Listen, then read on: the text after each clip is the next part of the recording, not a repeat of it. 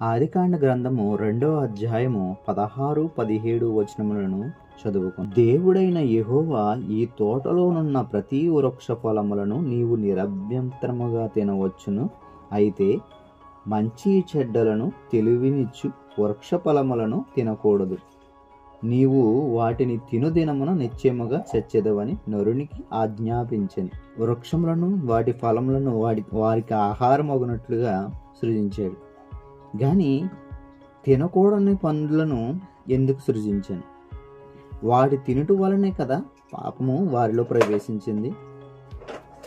మరి ఎందుకు వాటిని సృజించాల్సిన అవసరం వచ్చింది?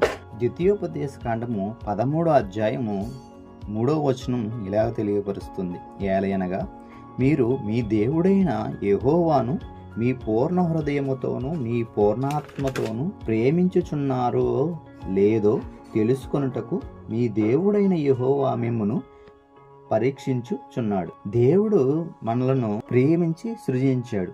ఆయన్ని మనం ప్రేమించి వారే ఉండాలని కోరుచున్నాడు. అందుకని ఆయన ఆకాశము నుండి నరులు నన్ను ప్రేమిస్తున్నారో లేదో తెలుసుకొనుటకు ఈ వచనములు తెలియపరుస్తుంది. 2వ యోహాను 6వ వచనం, మనం ఆయన ఆజ్ఞల ప్రకారము నడుచుటయే ప్రేమ.